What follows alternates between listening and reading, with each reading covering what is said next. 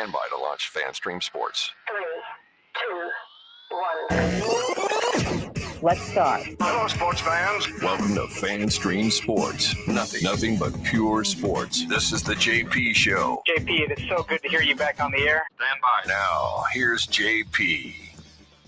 Wow, that was an epic beatdown last night for the national championship game. My God, what idiot would have actually taken TCU in the points? That'd be me. I blame Michigan. That's it. I blame Michigan. They gave me false hope that TCU could do something. Welcome into the JP Peterson Show on this playoff Tuesday. Yeah, it's playoff week, baby, here in Tampa Bay. We got a Monday nighter coming up with Tom Brady and the Dallas Cowboys coming in with the stars on their helmet. Man, it is going to be fun. We will be the epicenter once again of all things professional sports on this Monday night as everybody can beat their brains in all weekend long. We get to watch all the other playoff football, and then we get to watch our Bucs on Monday night. Let's hope it's not anything like what we saw last night. Let's just hope it's once again the Texas team that's getting beaten down by the Southern team. Yeah, love to see that. Welcome into the JP Peterson Show. We thank you so much for joining us this morning. I'll say good morning to my good friend Nick Geddes from Outsider.com. How are you this morning, sir? Good morning. Yeah, just another day of dog adventures. Did he sleep last night? Was he howling in the cage all last night? He's good now. He went right to his cage last night and really? Didn't make any noise. And we went through the whole entire night from about 11 to 7. He made zero noise in the cage. Come on. Got lucky. You got a good one. Got lucky. So man, Tally was nonstop. Oh, by the way, we call it a crate. We don't call it a cage. Can't call it a cage. It's a crate. Oh, so I'm sensitive. I'm too sensitive because I don't like being bit everywhere. They're not nibbles, by the way. They are full-on bites. I'm sensitive for that, but you're going to get all sensitive because I called it a cage. I'm just trying. I don't want and not a crate. I don't want all the the PETA people and all the Screw PETA. All the. I'll say that with confidence. Go rescue the dog. I'm good. People will be like, "Oh my God, it's not a cage. It's a crate." Crate. I tried the crate training. I went like 3 days. Everything everybody told me about the crate training was wrong. The dog just yelped. Tally yelped the entire time. Never went to sleep. Not once. Yeah, I laid down by the crate. Oh, they don't go to the bathroom in their crate. Oh yeah, Tally did every freaking day. So I'd spend another hour cleaning that thing out. After about 3 or 4 days of that, I'm like, I'm done. You want to sleep in the bed? You're in the bed. Fine. You beat me. You beat me down. So she's been in the bed since she was 4 days in. So you know what? She's okay. Everybody's fine. Nobody's the worse for wear. Yeah. And on cold nights like last night, sometimes it's nice to have a nice, warm, fuzzy guy right next to you. I will say this morning, as it might be, Casey handled the going out process since I felt so miserably the other day. Well, good. So I've been taking off that duty. Good. Well, great strategy. See, this is great strategy, man. Us guys are so dumb just in general. We can pull it off. I don't know how to do it, man. I wasn't good. I forgot to put my socks on, and then we went on the tile, and then I forgot to put my pants on. That's what happened yesterday. I didn't have pants on, so I had to go back in my pants, and then that was well executed. Well, I started perfectly executed. And I had a great built-in excuse as well that actually helps cover it too. Oh. I started working at 7 this morning. She's buying all this? Well, this was a valid excuse. I started working at 7 a.m. this morning. That's a good one. And the dog got up at 7. Well, I got to work. Sorry. I got no time to go outside and find a leash. Your turn. Yeah. I highly applaud that. Well executed. The air of incompetence works well for us men because it's very believable. And then the ladies just pick it up like, you don't know how to do it, you idiot. And then you take it and then, okay, honey, you'll be the let the dog out person. I'll just be over here sleeping. Well done. All right. Let's get to the Bucs right away. By the way, Scott Reynolds is going to join us at 11:05 today. And then we got TJ Reeves at 11:30. So we'll go heavy Bucs in the second hour. We'll talk some national championship. We'll talk some Bolts today as well. anything you guys want to bring to the table, you can always bring it up at FanStreamJP, at our new Facebook page, partner WATB. If you're watching there, we thank you guys so much for joining us here this morning. And also obviously on YouTube and everywhere else. So we thank you guys for hitting us up this morning. All right. So the biggest question marks right now from the news standpoint is, will the Buccaneers injured players play? And we'll hear from Todd Bowles here in a little bit. We'll play the press conference yesterday, get all the nuances to what he's saying. Basically, there was a whole lot of I don't know yesterday. Although, and we'll play a little bit of Tom Brady's podcast from last night as well. Brady seems to think that they're going to be as healthy as they've been all year long, and even intimated that Ryan Jensen has a chance to play, which is interesting. Now, I've been told by a very good source, that excellent source, that Ryan is about 85% in terms of total recovery. And, obviously guys play on 85% all the time. Coming off of injuries, maybe not, but he's pretty close to being good to go. But he hasn't really. He's practiced for 2 weeks now. Well, we're not at practice, so we don't know exactly how physical it's been. But it's clear that Todd Bowles is downplaying it tremendously. So it's a big, we don't know. It's a big, we don't know. We don't know how bad Hainsey's injury is, the hamstring. We don't know how good Ryan Jensen is. Can he play? I think he can play. They wouldn't have gone through all this shenanigans if they didn't think there was a chance he could play. And he wouldn't be out there practicing with the team if there wasn't a chance he could play. Excuse me. Is it an emergency situation? I don't know. There could be a situation where he's just going to back people up. But if Hainsey can't play, do you roll the dice and put Ryan Jensen out there? Or do you put Nick Leverett out there, and who plays left guard? Gedeke? Yikes. I just don't think you can win with that offensive line. I don't think you can. And, if Brian Jensen is sitting there and feels like he can play, but it's just a big unknown, I think at this point you just got to roll the dice and let him play. It all depends on how he looks in practice. Obviously, you'll get some really good feedback from that. But if there's you get to the point where you're like, hey, it looks like he can go. Should we give this a try? Yeah, absolutely. Why not? You're playing with house money right now. You're playing with house money if you're the Buccaneers. And this is, in terms of mindset, if I'm going to, give a pregame speech to this team or a pre-week speech to this team, I'm just like, hey, guys, let's let it rip, man. Tom, let it rip. If we throw picks, we throw picks. If Dallas, listen, this is not going to be the Dallas team of last week that we saw. I don't think that one bit. I think Dallas is going to come in here ready to play, and I think they're going to play reasonably well. They're not a freight train coming in here. They're not some team that's been rolling up 35 points a game, although they've been scoring points, but last week was not good. So there's if you can carry over a momentum from 1 week to the next, that would be bad momentum for them. But they just haven't really been playing. And Micah Parsons, we heard from Brady Tinker yesterday in Dallas, who we had on the show. Parsons just has not been that guy the last couple, probably last 6 to 8 weeks. The first half of the season, he was balls out. He was maybe the player of the year. But as Brady pointed out, he starts the season at 240. He's probably about 230 right now, and he's getting banged around. He's sore. He just doesn't have the lightning legs that he had early in the season, and he's just not as effective. His game is about speed and explosion. And if you're not 100% on your legs or 90 or 80% on your legs, you're taking away your superpower there. So he hasn't really been a factor that much in the past 6 to 7 games. So as he was in the beginning. So you look at the trends in this game, and as incrementally as you might be able to say it, I think the Bucs have been trending up. The first half against the Bengals, the 30 points they scored against the Panthers, you throw out the last game, you get a win in Arizona. So look, it's not, that's why it's house money. There's nobody picking the Bucs to win the Super Bowl right now, but the 4th seed won it last year. Just saying. Last couple of years, I believe. But they're an abnormal 4th seed, right? They're not the Rams 4th seed of last year, where their offense is just, killing everybody. They're playing really, really good football, and they just happen to be a 4th seed. This is a team that, the Buccaneers that are the 4th seed because they were gifted a division because everybody else was terrible. Let's just be honest about that. They've beaten only two teams with a winning team, and one of them is Seattle at 9-8.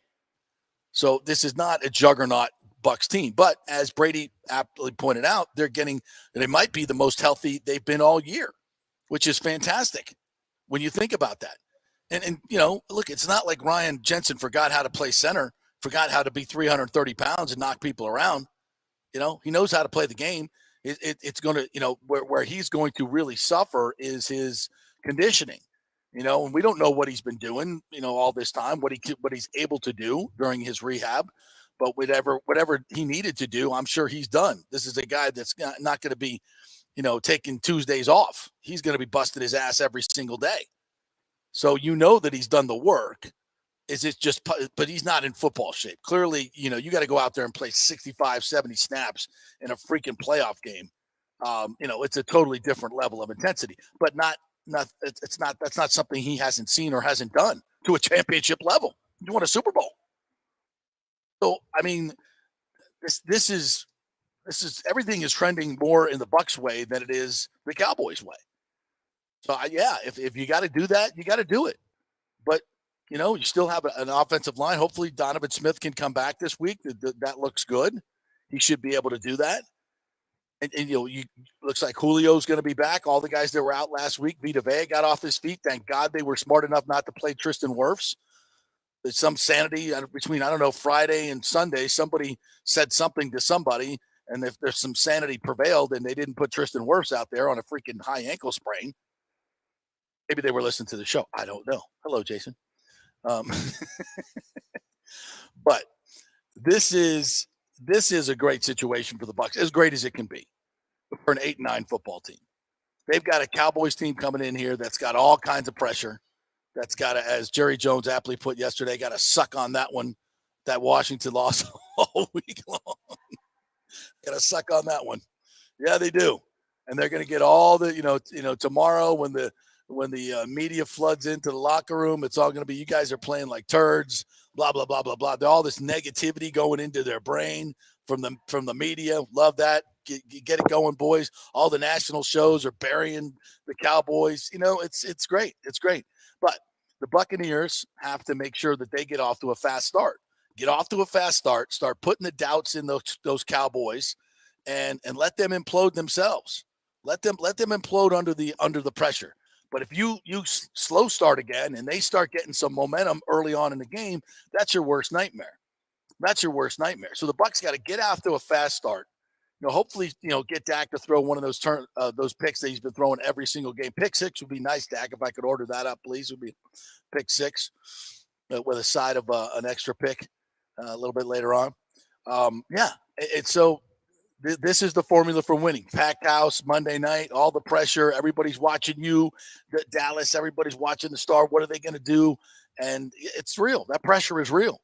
The Bucs really don't have that, right? This is house money. So go out and play like it, man. Let it rip. Let it rip, Tommy.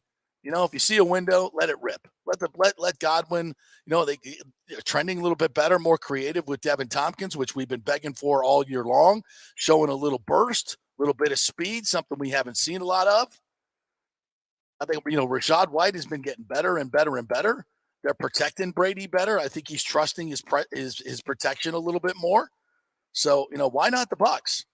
You kind of throw out last week, or if you want to, throw in there, hey, they scored on their first possession. That's great stuff. Let's go. So now let's do it again. So I'm bullish on the Bucs in this game. I don't know if I'm going to pick them to win. I'm leaning that way, which is a curse for them. But I'm not as downtrodden as I was maybe 3 weeks ago, especially now what's happened with the Cowboys. So we'll see what happens.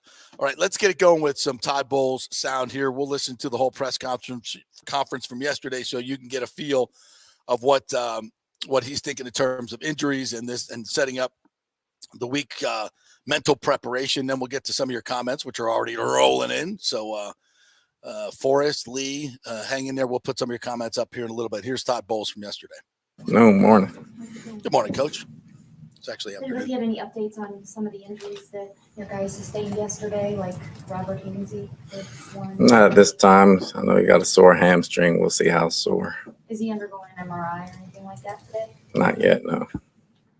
Is there other plans for that? Or? It could be if it's worth bad. It could be.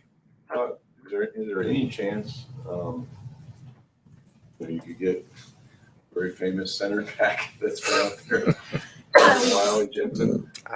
I'll give you the same answer as last week. Status quo. He's working hard, and we like to see him out there, but we'll see. The window's starting to close. Window's starting to close this week, so we'll see where we're at. A little coy there. Very coy with that answer. About Neal, we knew obviously about Hainsey, and no other injuries to kind of speak of in terms of guys that got dinged up walking around figures. No. You're playing the Dallas Cowboys. Yes. Not probably a surprise. It looked like that was going to be it along. But so what are your thoughts about, it's been week one, it's a long time ago. How have they changed? How has your team changed from that game? We're changed. We're a different team. I can't speak for them yet. I haven't dove into the film, getting in to watch them, but they're talented, and you watch some highlights here and there. They got talent all over the field. From our standpoint, I think we're mentally tougher. We're into the grind of the season, so to speak, and everybody kind of knows their roles have kind of panned out since week one. So we'll watch some tape and we'll get to work on them. Would you say that week one win is that the most complete win your team has had this season? I don't think so. I mean, we've had some wins. I don't think it was complete because we had some things go wrong in that game. So, it wasn't complete. I don't know if we played a complete game yet. You guys kind of got off to a slow start in that game too, offensively, if I remember correctly. It wasn't until the second half that you scored. We talked about this yesterday a little bit, but just feel better about kind of the fact that your offense late in the season yesterday was able to get a touchdown on the board early in the game after kind of some slow starts throughout the year. But they got off to a fast start, which was important. We need to get a fast start this week as well. So that'll be key to the game as well. Obviously, for people that saw the Cowboys game yesterday, they weren't firing on all cylinders, and it's probably not the performance they want going into the postseason. When you look at them and look at that game, what concerns you? Like, what are they still doing well, maybe that doesn't show up on what we would have seen just watching the game yesterday? Well, they have a swarming defense. We know that. They have ball hawks in the secondary. They can get to the passer as well. Micah's not the only one. Offensively, they're healthier on the offensive line. They can run the ball very well. Obviously, they got talent on the outside and in the backfield, and they have a great quarterback. So, everything concerns you when you play the Cowboys. You got to play a complete game. Micah hasn't done a lot statistically lately, but obviously he's an elite player. What are you impressed most about him? His effort and his tenacity. You don't have to necessarily sack the quarterback when you're creating opportunities for others and making others better. I think he does that as well as create his own opportunities.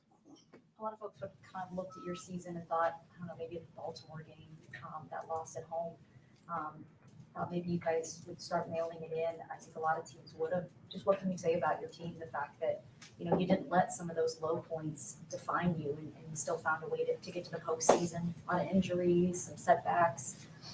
Those guys are resilient. They didn't blink, we didn't blink. The guys didn't blink. They hung together. They stayed together. They knew what they had to do, and, we kind of dug ourselves out of it. What about Tom specifically? That seemed like that game was a low point for him, and we obviously talked about what happened the next day with the divorce and everything. The fact that he hung in there and was able to deliver some pretty darn good performances late in the season to get you guys where you are. Again, Tom's tough. He's been around for a long time. There's not a lot he hasn't seen or been through. I don't think every day of his career has been a great day. He's had some rough days here and there, but he works through them. He's resilient. He's very tough. He loves to play the football game. He's excited to play the game every week. He let us out of a lot of things, and the team as a whole got out of a lot of things. There are a lot of guys that dealt with things every day that didn't get brought to the light, but as a whole, we hung together and came through it. Todd, I think Winfield played the whole game yesterday. Probably not an ideal situation. Was that just out of necessity? We were out of bodies. So he had to go. We had 4 guys. We had to put a D lineman back there if he would have got out. Wow. Logistically, I know a Monday wild card is a relatively new challenge, but you have like a walkthrough Wednesday and then start normal prep Thursday, or how will you go about this week? Wednesday will be a walkthrough, then Thursday will be like a Wednesday. We'll go through the week that way. I know you want to be balanced. Every team talks about it, and yet you guys average less than, I think, 80 yards a game rushing this year, which is, for a team to make the playoffs almost never happens.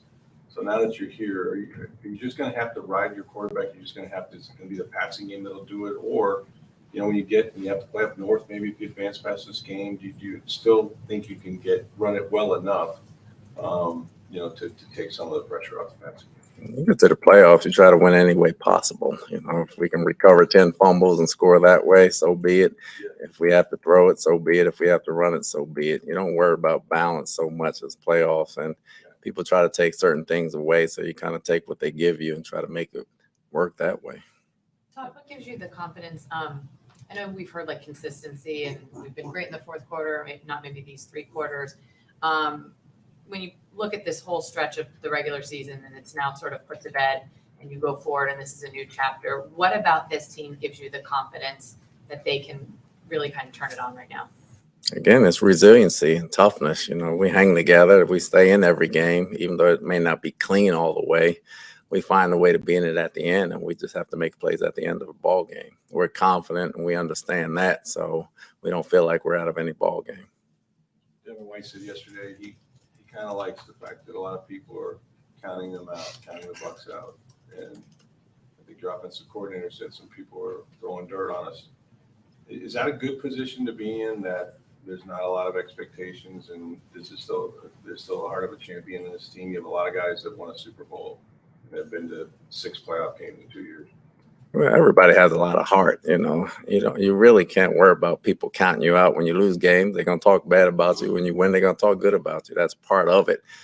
Different guys get motivated over different things. So whatever can make you play on Sunday, that's what you try to do and play on Sunday. We've been in the foxhole since we got to training camp, and we're going to continue to stay in that foxhole, and we're going to fight our way out of it. Today's a difficult day for a lot of coaches around the league, right? Getting let go, and you've been really open about kind of what that's like, when you lost your job in New York. Just what would you say to some of those coaches out there that are maybe having to deal with this the first time, or maybe it's not the first time? It's just not an easy thing to go through. It's tough. Every circumstance is different. I can't speak for everyone. Just look within and find strength from within. You just didn't become a bad coach, or you never got the job in the first place, and just go back to your roots and use it as a tool going forward to learn and promote yourself and keep rolling. What does it take to win this time of year? What do you have to do? What do you think this team has to do to advance? There's several things. You got to play together, number one. Everybody has to understand their role, and you got to sacrifice. You got to sacrifice for your teammate. The health of your secondary, I know that seems like it's been key throughout the season when you've had those really good games. It's those guys are back there and they're playing confidently. And I know obviously several guys had the game off. How do you feel about their health status going into this week? We'll see as the week goes. Carlton hasn't played. Mike didn't play. We'll see as the week goes on. Like I said, it's the end of the year. Everybody's banged up. It's a matter of whether you can play or not. If they can play, we'll have them out there. If they can't, the next guy's going to have to step in. Just having 2 extra days of rest or prep time doesn't hurt my situation. No, it doesn't. What is the third time y'all are playing Dallas since the start of last season, and all 3 games have been selected for national TV prime time? What do you think it is about the fascination with Bucs Cowboys? What do you think is the allure there? We got Brady. They got Dak. They got Jerry. They got the star. We've won the past 2 years. So, both games have been great games. So this one probably will too. What does it mean to have a home playoff game for your team, for the community, just for the atmosphere? I think for the fans, it's great to have one. Obviously, we missed the COVID years that way, and we've taken quite some long trips this year. So it's good not to have to get on the plane for a week. That's Todd Bowles yesterday. Got a lot of interesting stuff in there. I did like the way he answered the Jensen question. It was very coy with a smile on his face. We cannot forget how key Vita Vea was back in the championship run of 2020 when we thought he was lost for the season, but the Bucs did something very rare, kept him around, that roster spot, although I think he got on IR for a bit of that. But they did it, and it paid off huge dividends. Now, obviously, that's a different situation with a center who you can't platoon with another defensive lineman like you would Vita Vea. But that being said, in an emergency situation, Ryan Jensen looks like he could be available. And what's interesting is if Hainsey's healthy and Jensen's healthy, you don't mess with it. You stay with Hainsey at center. I'm not saying you mess with that, but it's good to know that if an injury pops up in that interior, that you'll have a little bit of, you can call on somebody that might be able to give you a little bit and has the experience and the savvy to help you out. So that's good. The rest of the guys, I think everybody's going to be available to play. I wouldn't think there's anybody that's not. But Russell Gage looked like that was kind of a tough. It looked painful, but really, that was a weird injury. I didn't see him get a knee in the back or anything like that, but he just came up hurting. So with lower back stuff, you just never know. But so we'll see on that. And maybe if Gage doesn't play, that opens the door for Devin Tompkins, which, it seems like for this coaching staff, you need an injury to find the better player at times. That's been consistent. So maybe that happens. I feel bad having to say that, but that's just the truth. It's just the truth. Luke Gedeke, Rashad White, and that wasn't an injury in that situation. It was a visa problem. They gave Rashad White his first start. And, he goes 22 carries for 105 yards and, another 60, 70 through the air. So, yeah, that was his best game. But at times the staff has issues with that. So if Devin Tompkins has to play a starting role, maybe it's not the worst thing in the world. But, all right, we'll take a quick break here. We'll come back on the other side. We will hopefully get to some Brady stuff as well. I'm going to get to your comments. The guys coming in, Lee, Forrest, hang in there. We'll get to your comments when we come back. We're brought to you by Bay Area Modern Medical Center, BAMMC.com, and the Jeeves Law Group, JEEVES Lawgroup.com. Quick break, back in 3. JP here for the Jeeves Law Group. I've known Scott Jeeves for quite some time, and he's just like us, a huge college football fan. He loves his Gators. In fact, he sponsors our Gator Report every Thursday at 11 o'clock with Scott Carter from FloridaGators.com. But he's not just another PI attorney. He is a ferocious advocate for his clients. Scott Jeeves is a board-certified civil trial lawyer and a certified circuit court mediator practicing in Tampa Bay for over 30 years. He is an AV preeminent rated civil trial lawyer and certified circuit court mediator. Folks, these designations are not just given out. They're given only to the best trial attorneys. But more than anything, Scott takes these cases personally. I've heard it from his clients. He's a fighter you want on your side. Insurance companies hate it when they see you're represented by Jeeves. He's just different. 727-894-2929 or go to JeevesLawGroup.com. That's JEEVES Lawgroup.com and tell them JP sent you. Now is the time to make sure your home insurance is in order. In the last year, many of us have made improvements to our homes. So call the folks at Italiano and discuss these upgrades to make sure you have enough coverage. According to a recent report, almost 64% of homeowners don't have enough insurance on their home, which is their most valuable asset. Also, a great time to make sure you have flood insurance. Even if your mortgage company does not require flood insurance, your home could still be at flood risk. Another big item as we enter hurricane season is making sure your pool enclosure is added to your policy and there will be no issue at claim time. That happens a lot. So call your friendly agent at Italiano Insurance to review your policies today. 813-877-7799 or ItalianoInsurance.com. Attention, if you are home shopping or looking for a refinance, and even if you already have the approval letter, you must call my man Scott Fitzgerald at American Mortgage Services. Scott has a brand new program available in the greater Tampa Bay area called the Community Advantage Loan Program. Get this, no money down, no mortgage insurance, no points, no origination fee, purchase or refinance, and loan amounts up to $647,000. Now, there are some application requirements. It must be a single-family home, 1 unit, primary residence, and have a minimum 640 credit score. The program only applies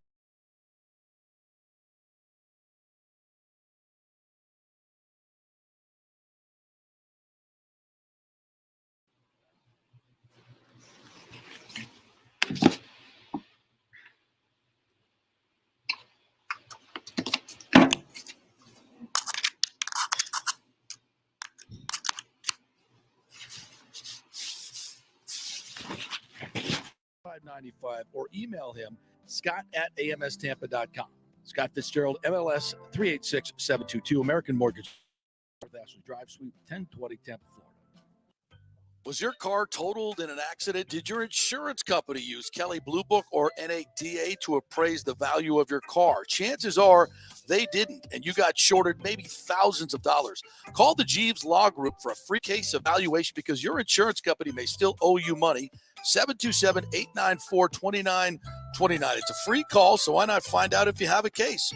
Insurance companies have been running this scam for a while, and most folks don't know if they've been shorted. Trust me. Scott Jeeves is a different kind of attorney, the kind insurance companies hate to go up against. He could recover thousands of dollars, so why not call?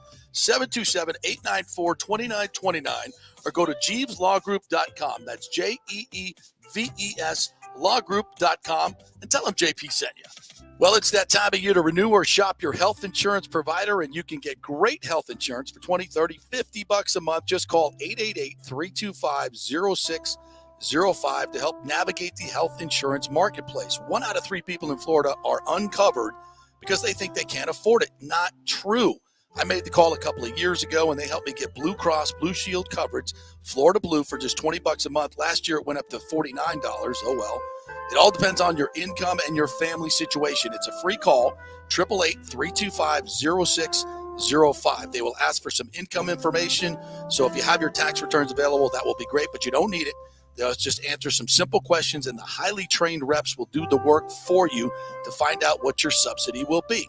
888-325-0605. And if you have a plan through your employer, you may be able to get it cheaper. It's a free call, so find out, folks. This has been a lifesaver for me. It saved me thousands of dollars over the last few years, and you can choose your plan. It's a no-brainer. Find out. Make the free call. 888-325-0605. Get covered like me and thousands of others. 888-325-0605. Let's go. Right now, back to the show with JP on FanStream Sports. All right, welcome back to the JP Peterson Show. Brought to you by the great folks at Bay Area Modern Medical Center, BAMMC.com. If you're looking for a new primary care physician, Chris Lugo and the folks over there will get you right, whether you're looking for testosterone replacement therapy or to lose weight in the new year or build up that immune system or just looking for that guy that's going to direct your health. Very super smart guy, really very learned on nutrition. We've had him on the show many, many times. Gave us some great information on DeMar and his situation, which is getting more interesting all the time. So great to see him back and healthy and jumping out of bed as he did. We learned when the Bills ran that touchdown back. So, we did some great segments with Chris Lugo on that. So if you want to check those out, go to our podcast section. So if you're looking for any of that, BAMMC.com is where you go. We get into the national championship game here in just a little bit, but let me, if you guys want to comment on what you saw last night, love to get your take on Stetson Bennett, them Georgia Dogs, just absolutely steamrolling TCU last night. To me, let me get to the comments first, and then we'll get to the national championship game, since you guys are up early doing your thing. Lee Galmara says, it's interesting. I've seen all these articles, especially recently, and it seems all the Tampa beat writers are very confident if Brady returns in 2023, it will be in Tampa. He also said, I also saw next year's schedule, and the difference between this schedule and that one is night and day in a good way. I'm going to go over that in a second, Leo, because I don't agree. Meanwhile, people saying Brady will go to the Raiders. Why would Brady go there? I'll agree with you there. I don't think he's going to the Raiders at all. That situation, that defense is a disaster. The organization is a disaster. I mean, Brady likes order, right? He likes stability.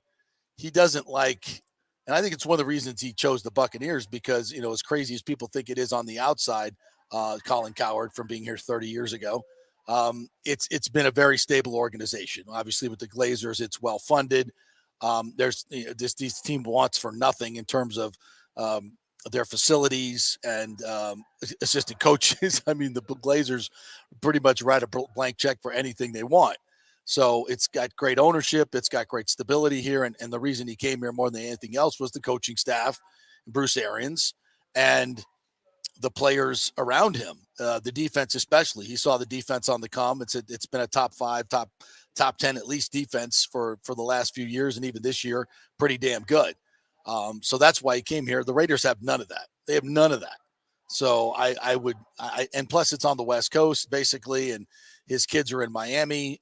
His other son is in New York on the East Coast. I just don't see him going anywhere. I think as far west as he would go would maybe be New Orleans tops. But I think the Dolphins are the leading suitor for a lot of different reasons. I think, obviously they were courting him last year. He clearly wanted to go there, or certainly had interest there, so much so that he risked the tampering issues. I just think with his kids down there, the fact that they've got a better, I would say a younger, better, I hate to say this. I mean, do you look at Tyreek Hill and Waddle and say that's better than Evans and Godwin? Evans will be entering his 10th year next year? 10th year next year. And Chris, obviously coming off the knee injury, but almost back to 100%.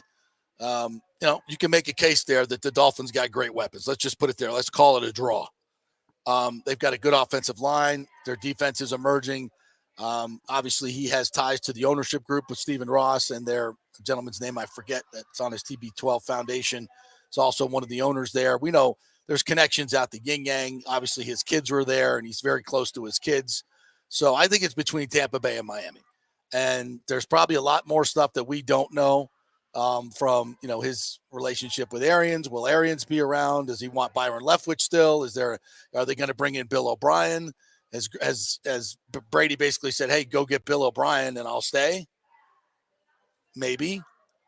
Obviously Rick Stroud wrote the article last week, and Rick wouldn't be writing that article if there wasn't some smoke there, if not a little bit of flame. So I would definitely, if that's a good sign. That whole Bill O'Brien thing is a good sign because it means that, these things are there. Maybe there's been some conversations about this. So, yeah, I think my guess is it's probably 50-50. And there's things that will drive this that we don't know that are probably more personal in nature. But I think if you look at the two teams, I would say they're equally as good in terms of having a chance to win. Obviously, he knows the people here, has a great relationship with the Glazers.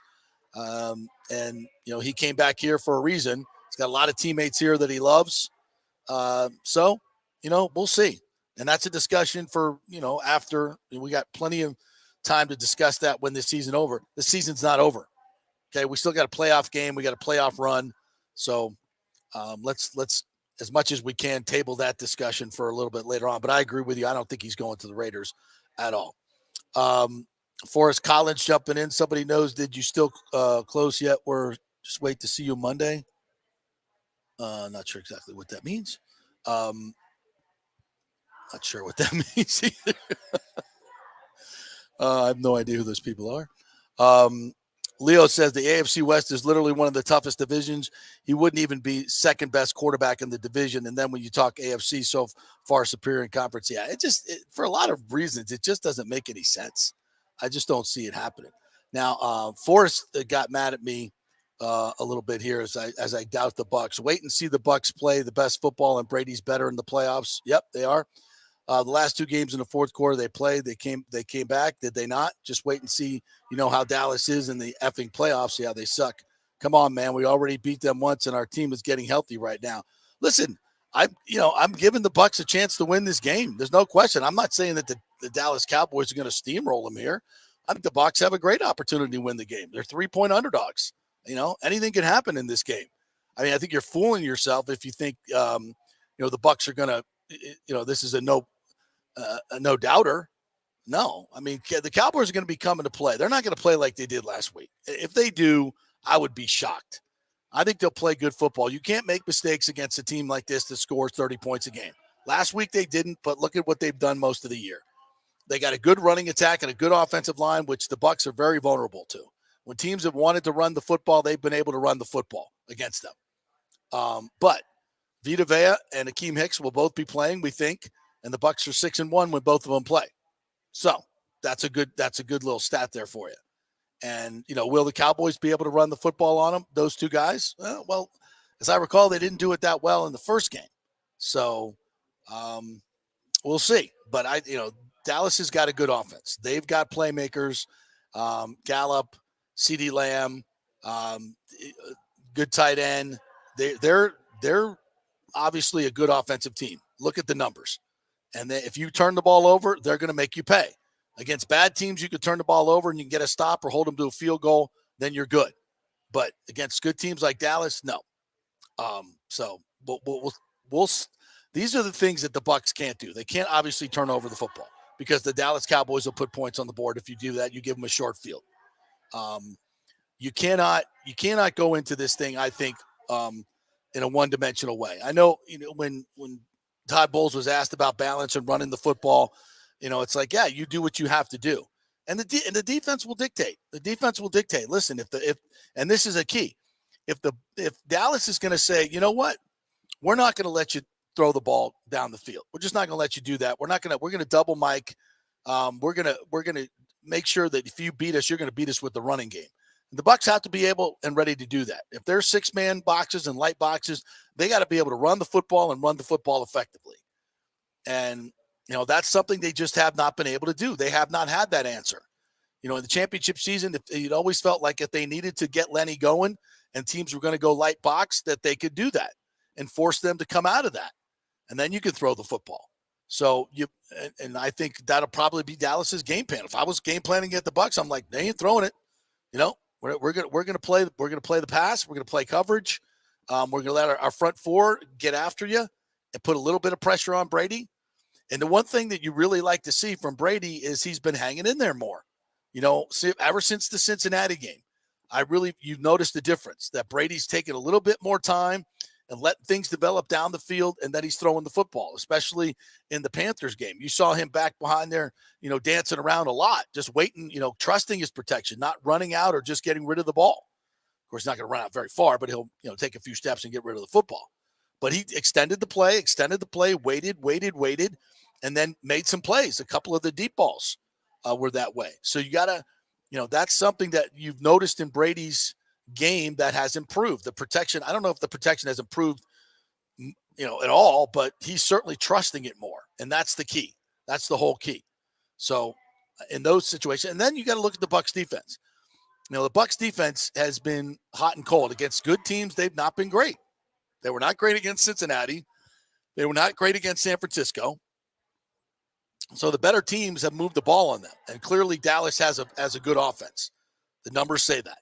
So, we're not talking a lot about the Bucs defense because it's been pretty good. But it scares me in times like this when you're going up against really, really good teams. And there, that Dallas offensive line is better. It's a little healthier than we saw them in the beginning of the season. So, I don't think it's a given, and we've kind of taken this for given, that the Bucs are going to hold the Cowboys to 17 points. I don't see that. I think the Cowboys will probably score at least 24 points, if not more, which means the Bucs have to go well over their average to win this game. And they're completely capable of doing so. But we have not seen that on a consistent basis. And that's what gives you pause. I will be shocked if the Bucs defense can, and this is not a knock on the Bucs defense. Dallas is a good offensive team. Look at the numbers. When Dak is played, they're averaging over 30 points a game.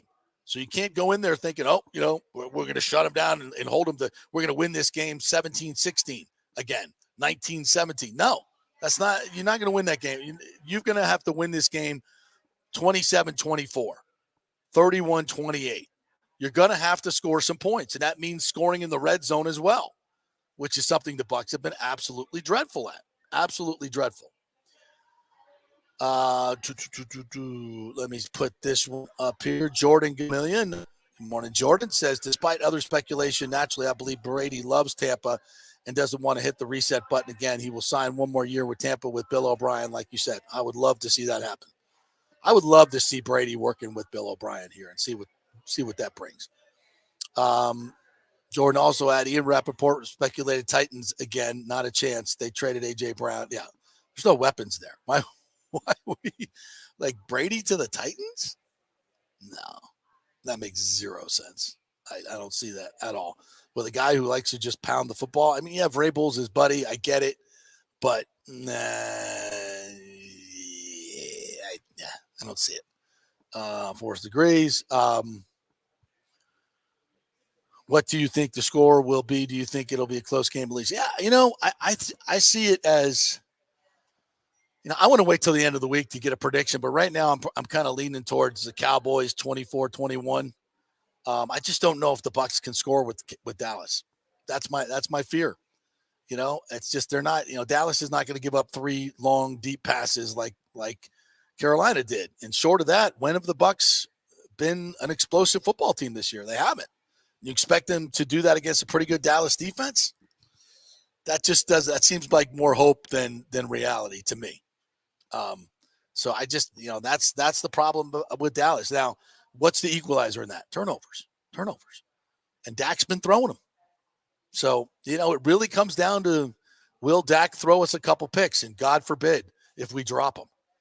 That may be the most important thing in the whole damn game. When Dak throws you to pick, freaking catch it, Carlton, if you're playing. Jamal, open the hands. Close them on football.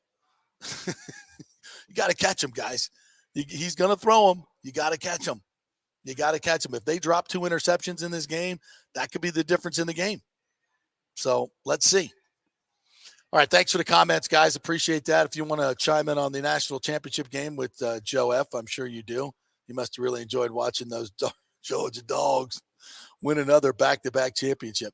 The last time this was done was Alabama in 09 and 10, and the defense coordinator is Kirby Smart. Maybe it's Kirby and not Nick. Maybe it's Brady and not Belichick. Kirby Smart has to be given such a tremendous attaboy for this. What he's done at Georgia has just been incredible. I mean, obviously he was paying attention at Alabama. He saw the template there, and Kirby, and I got to take a little bit of a mea culpa on this one. When Georgia fired Mark Richt, who I've known for a long, long time, and I think the world of Coach Richt. He's going into the College Football Hall of Fame, by the way. And I learned this. Stetson Bennett never made All-American, so he's ineligible for going into the College Football Hall of Fame. That rule, I think, needs to be changed. The dude just won back-to-back national championships and was the MVP, offensive MVP in all 4 games that he played in the last couple of years. And last night, he was flipping unbelievable. That kid plays quarterback from a cerebral standpoint. He doesn't miss a read, man. And boy, he can throw the damn football. He can throw the football. Now, I would love to be able to sit back in that pocket like he did last night. My God, that cat did not get touched. I don't think he got touched all game. His 2 touchdown runs, I don't think he got touched on his touchdown runs. I mean, untouched. That was a beatdown of epic proportions last night. I thought since TCU played so tough that they kind of won teams, they kind of caught lightning in the bottle. They had, they have NFL talent there. There's no question about it, but certainly not as much as Georgia. I think Georgia had 64 and 5 stars, and TCU had 17. And normally, you said that. Well, I said that against Michigan. I'm like, oh, Michigan's just gonna plow over TCU, but they didn't. And TCU held the line. I'm like, damn. Well, then, maybe they can keep it within 14 points of Georgia. I didn't think they would win the game ever, but I thought they would at least, cover the spread. But no. And I think a lot of it was Max Duggan. Max was, man, I hate to say this, but he just could not pull the trigger last night. He was like Mav after he lost Goose, man. He just would not take the shot. He would not take the shot. Guys were open. All over the place. And he wouldn't pull the trigger. And now he was getting heat, don't get me wrong. But he had enough time to throw the ball and deliver the football. But for some reason, the gunslinger had nothing but blanks. He couldn't even pull it out of the holster. I mean, it was bad. He was looking at the rush the whole time. Trust me, I've been there. And I saw that in the first quarter, I'm like, oh, this is not going to go well. I don't know. This just happens sometimes with quarterbacks. They start looking at the rush and start seeing ghosts, and they're not reading down downfield. I mean, quarterbacks, you're not even looking at the rush. You feel the rush. You don't look at it. You feel it. And you look downfield, and you could see early on he was looking at the rush. And I'm like, oh, done. He's done. And so are the Horned Frogs. Great season, great story, great year. And I thought Max was going to be a great pro, and maybe he'll get, you can get past these things. You have a couple of these games, but then you got to get it back. You got to get your Jedi mind trick back, because once you fall into that, you're done as a quarterback. You got to shake yourself out of that. And boy, he cost himself a lot of money last night, because I think there's a lot of scouts that are going to look at that and go, ooh, game got a little big for him there. And he's not the greatest physical specimen in the world, doesn't have the greatest arm in the world. So you count on him to have the Stetson Bennett moxie. And I thought he had that. And he showed that for the entire season. And this game, the stage was too big, in my opinion. Stage was just too big. He couldn't pull the trigger. And when he did pull the trigger, he was off target. So yeah, I think that's what led to the blowout. But let me not shortchange this Georgia team. I mean, my God, you lose 15 guys to the NFL, and you come back and dominate college football the way they did. I mean, as Stetson Bennett said last night, he said, these last couple of months, we were just kind of waiting to see if there was somebody going to beat us, and we ran out of games. Yeah, nobody's going to beat you. I mean, Ohio State was right there. Clearly, they had the best shot. And, boy, the Georgia Bulldogs showed the heart of a champion coming back and winning that game. And, when you miss a 50-yard field goal at the end, Ohio State could have certainly gotten it closer, and that kid from Steinbrenner hadn't missed much. So, they got maybe a little bit of a reprieve there. But what do you say about that kid, man? He throws to all the right guys. He seems to never miss an open guy. He doesn't have the greatest arm in the world, but damn, is he accurate. He's accurate. He's toughness. And he has a great line in front of him. I mean, he wasn't even bothered last night at all. And that Georgia defense was ready to go. I mean, Kirby, you got to hand it to him. And by the way, have you seen? I want to try to play it today. His pregame speech, they leaked it out. Man, I've heard there was one leaked out last year. His halftime speech against Florida, the Georgia-Florida game. Man, this guy's good. This guy's good in the locker room. Holy crap, is he good in the locker room? Man, he's fantastic. And that speech, and you think it's easy. You got more talent. Is it really? But this guy knows how to present it. He knows how to recruit. I mean, he's had the number 1 or 2 recruiting class with Alabama back and forth probably for the past 5 years. So you're just going to keep, and here's the thing. You see, look at A&M. A&M had the number 1 recruiting class, right? Look what happened to that team.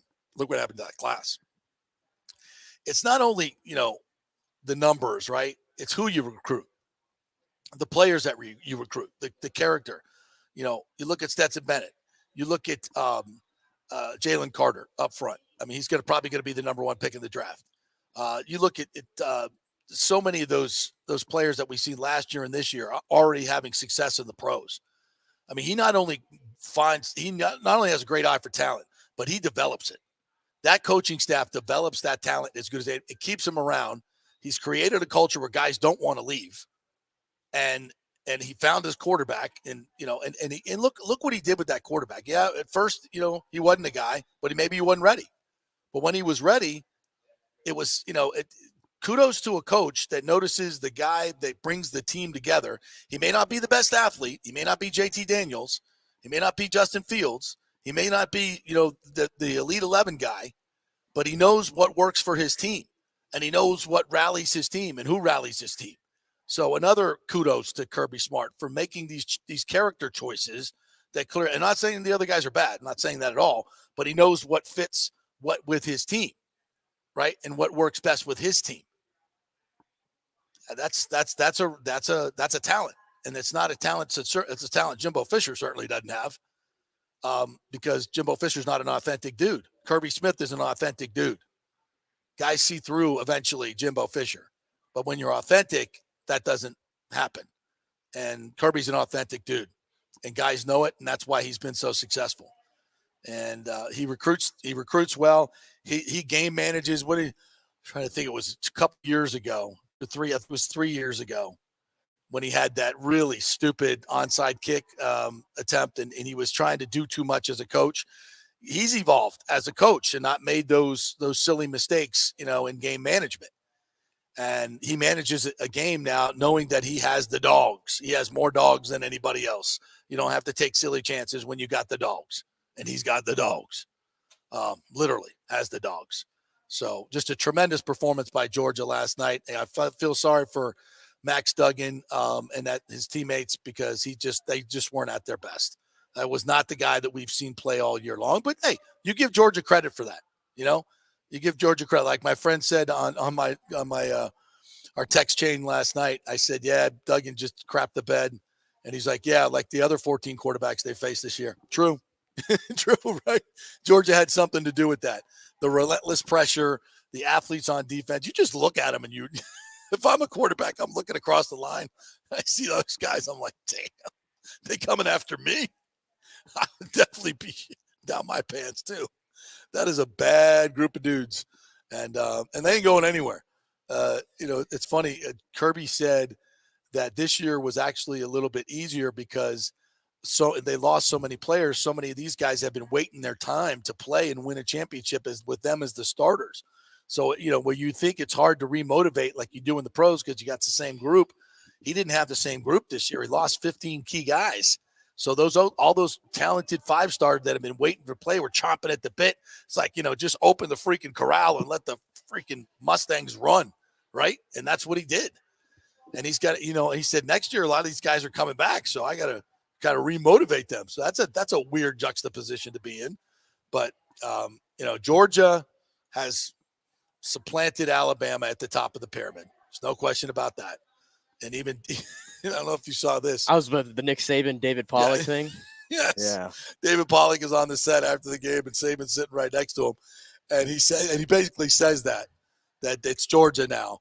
And Saban's sitting right there, and he's kind of like, he didn't yell or scream or anything. Hey, he looked like he wanted to reach across that table. I don't know. I think it was more of a, he ain't wrong. He ain't wrong. Scoreboard. He ain't lying. I mean, and I think Nick was thinking right in that moment, oh man, I'm going to put this on a loop in the locker room for continuing during the off season. That'd be on a constant loop with him sitting there, head coach sitting right there, having to take it from David Pollock. How about? And I don't think David was he wasn't being a former Georgia dog jerk by saying that. He has every right to say it. He's 100% correct. I mean, there's not a huge difference between them.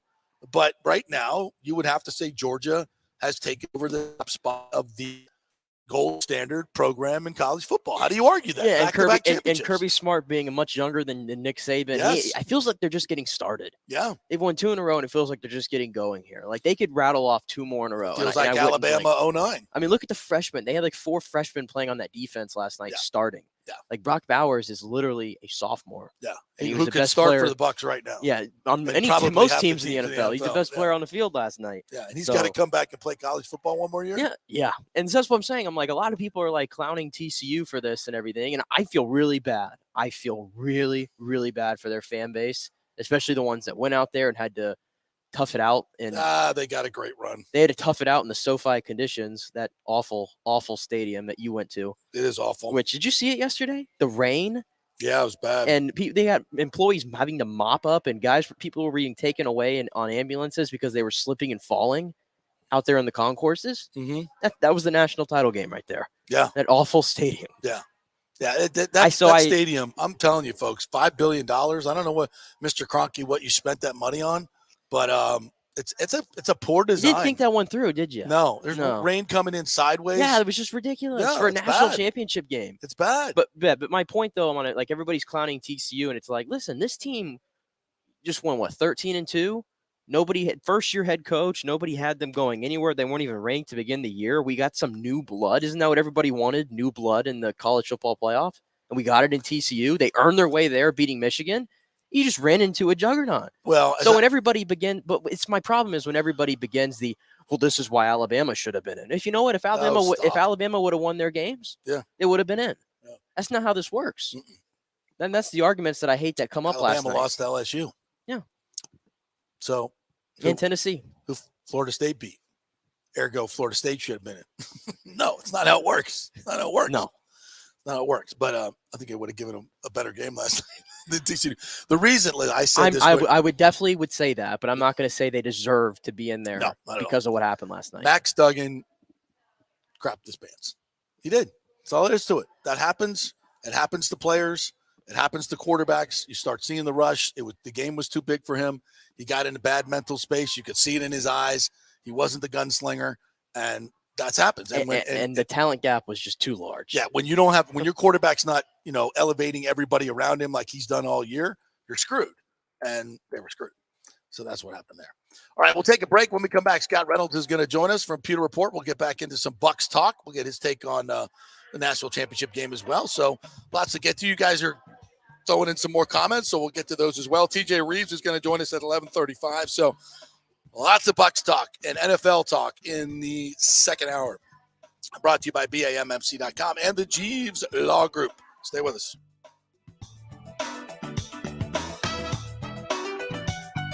Attention, if you are home shopping or looking for a refinance, and even if you already have the approval letter, you must call my man Scott Fitzgerald at American Mortgage Services. Scott has a brand new program available in the greater Tampa Bay area called the Community Advantage Loan Program. Get this, no money down, no mortgage insurance, no points, no origination fee, purchase or refinance, and loan amounts up to $647,000. Now, there are some application requirements. It must be a single-family home, 1 unit, primary residence, and have a minimum 640 credit score. The program only applies to certain neighborhoods, so you have to call to find out if you qualify. So call Scott Fitzgerald at 813-294-7595 or email him at scott@amstampa.com. Now, even if you don't qualify for that program, Scott will shop your loan around, get you the best rates, and won't charge you the huge upfront fees.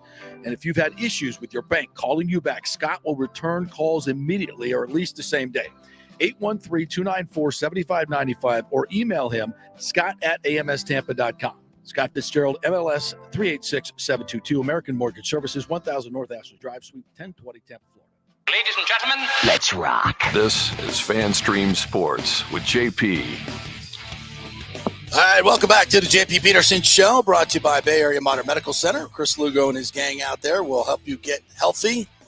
And if you need some testosterone replacement therapy, they are the folks to go to over there as well. Get a personally applied program just for you and what makes your body tick. Get your blood work done, and they'll go over it with a fine-tooth comb and come up with a program that's specific just for you, not a one-size-fits-all treatment. So go to the folks that know what they're doing, will monitor your blood work, and take it from a medical perspective, and that is the folks over at Bay Area Modern Medical Center. All right, let's bring in our good friend Scott Reynolds from the Pewter Report. What's up, Scotty? How are you, my friend? Good. How are you? It's playoff week, man. It is. Feel the excitement. Here it comes. I don't – I can see it in your eye. Yeah. Did you watch any of that game last night, or that? I watched every minute of it. Go Dogs! Yeah, I was. My wife Ashley's from Georgia, so yeah. There you go. Yeah, I've been a big fan of Georgia. You know, really, I love their running backs. Always have. Going back to the Todd Gurley days, then you had Chubb and Sony Michel and DeAndre Swift, and their defense too. Yeah. Yeah, I was there for that Chubb, that whole group of guys. It was unbelievable. Yeah. Mark Rick was winning 10, 11 games a year and got fired. I know. And I was like, why'd you do that? And then, Kirby's.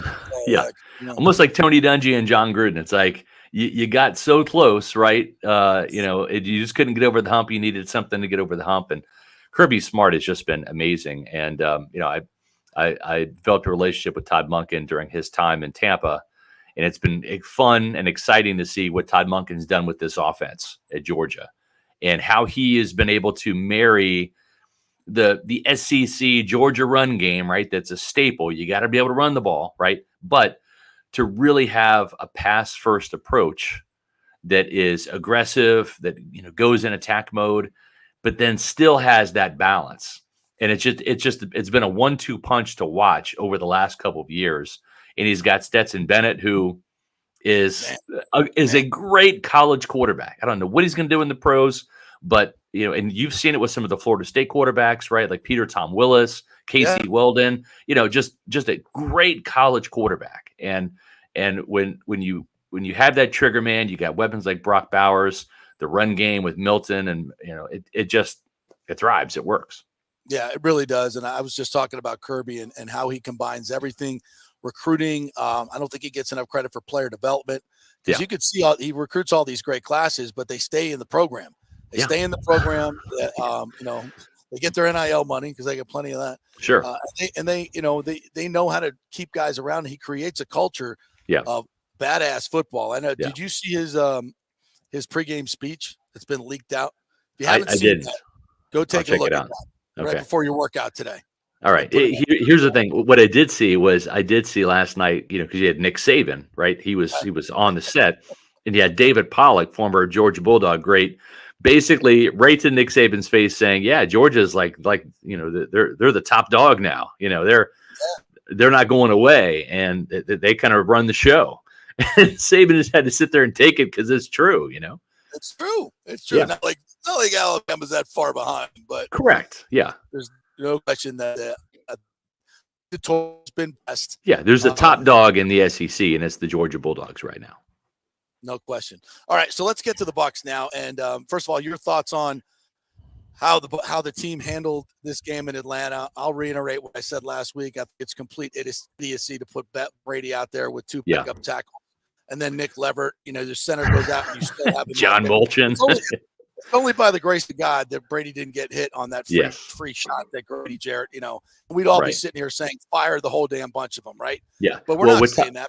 He didn't get hurt, but it was still the dumbest decision ever. Yeah. They were smart enough. Somebody had enough sense on Friday, Saturday, or Sunday to say Tristan Wirfs should not play in this game. Right. Thank God for that.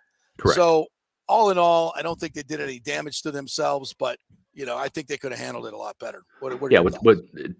Todd Bowles used the level up upgrade, and he got the force field to protect Tom Brady, which was good, like a video game, right? I said on my Fab Five on Friday, I would be all for using this game as a free mulligan game to play young players. Absolutely. I thought it was very instrumental in the second half.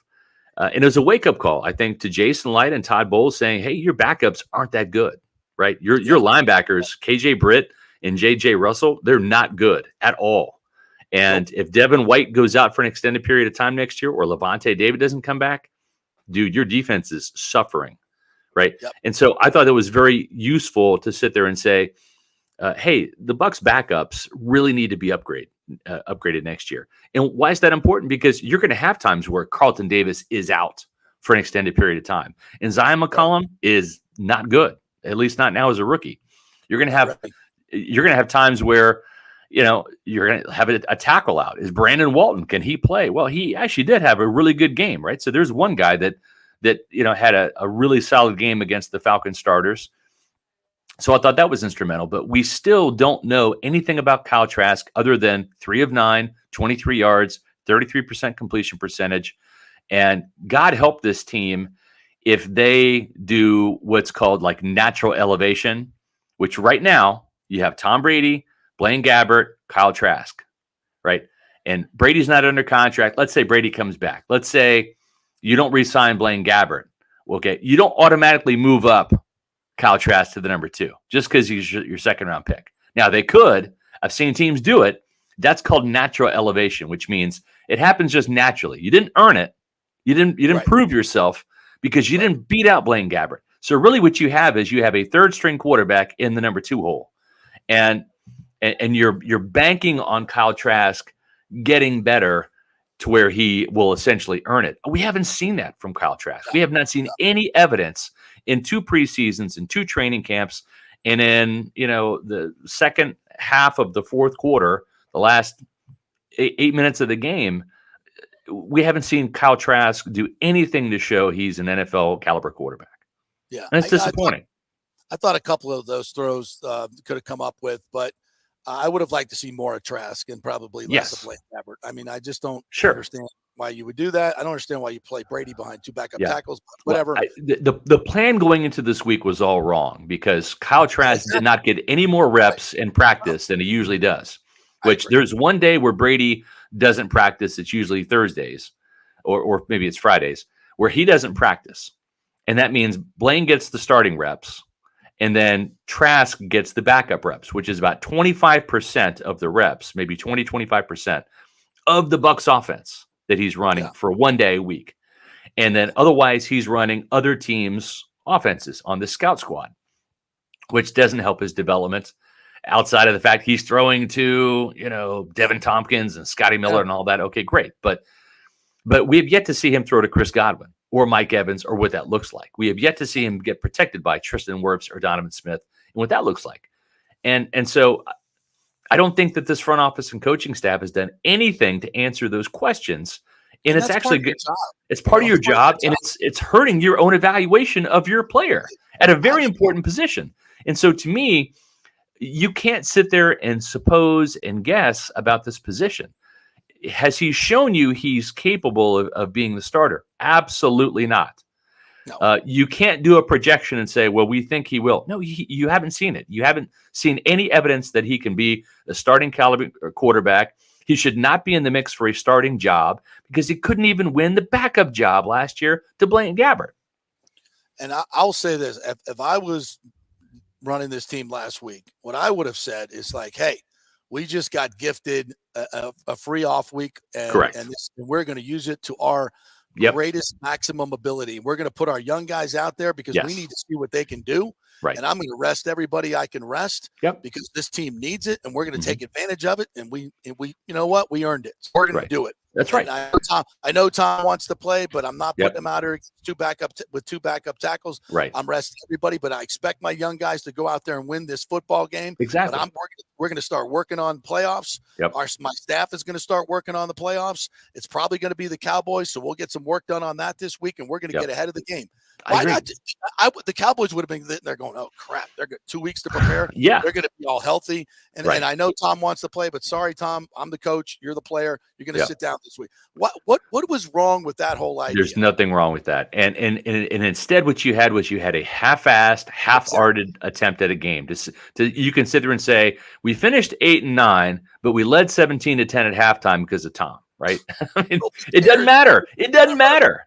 It doesn't matter. Right? You still lost, and you only got maybe half the work that you wanted to get in, but it could have been more work, right? But you set the tempo right there for this. We're all in on the playoffs. Yes, it's right there. You're setting the tempo that we're in. Correct. You know what? So what? Who cares what happens in that game? I agree. We're not even thinking. We're not even going to game plan for Atlanta. We're just going to get through this game, try to be healthy with all of our players. We're starting to work on the playoffs. Right. Our brains are going towards the play. It's focus. Yeah. And then everybody nobody would have cared about that game, anything that happened in that game. So, I don't know. And the other thing too is, and not that I really believe that momentum always carries over from one season to the next, but Desmond Ridder had a hell of a game throwing two touchdowns. He did. You had Algier with a 100-yard game.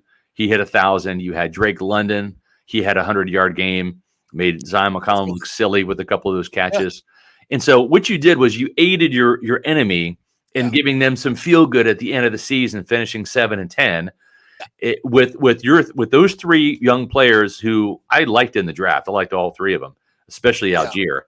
But now you're giving them a little bit of oomph heading into the offseason where maybe that would have happened anyways if you're playing all backups, but it just was a half-assed, half-hearted attempt at a football game. It's like everything else that they've done this year from a coaching standpoint. It was just ill thought out, in my opinion, and poorly executed. Yeah. Except for the defense. I think the defense has been great this year. I hope my hope with Todd Bowles is because I have a feeling that we know there's going to be a new offensive coordinator. Byron Leftwich cannot survive this, right? So you're going to have a new offensive coordinator. I think there's going to be some new offensive assistants too. I believe that this will be Todd's opportunity to make some wholesale changes to the coaching staff he inherited. This is Bruce Arians' coaching staff, not his. Yep. I think the defense probably will stay intact on that side of the ball from a coaching standpoint, but the offense, you're going to see some, I think, big changes. Bill O'Brien?